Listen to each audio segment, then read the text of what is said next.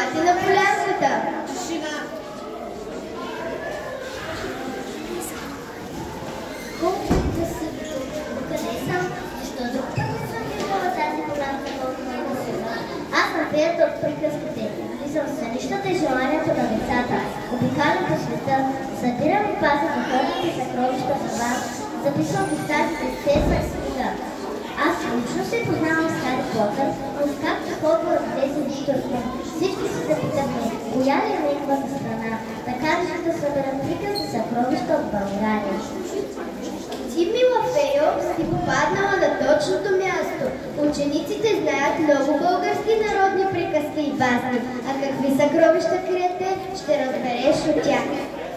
Запиша в тази голяма книга и ще ги предам на учениците от Хогвартс на още много други страни. Веднъж овци поставили капани в една гора да ловят дивеч. Случило се тъй, че уловили един лъв, завързали го с дебели въжета. Лъвът, като се видял, започнал да реве страшно. В корена на дъба имал миши гнездо. Една от мишките излязла и попитала лъва. Да плачеш, лъве? Махай се, нищожна година. И ти ли ще ме мъчиш? Какво мога да очаквам аз от теб? Мишката нищо не казала и се скрила в гнездото си. След малко лъвът пак започнал да реве. Мишката пак излязла и попитала.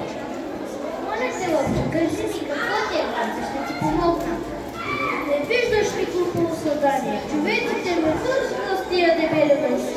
И утре ще ме открадат. О, това ли ти беше мъката, че защо ни не каза по-рано? Хайде, сега бягай, докато не са дошли овците и помни, че мишката може да помогне на лъва. Живяхме да видим и кой чудо, мъничка мишчета на голям лъв да помогне. Благодаря ви, ученици. Вие ми представите една интересна и поучителна басня. Ще я запиша в тази голяма книга, съкровищница.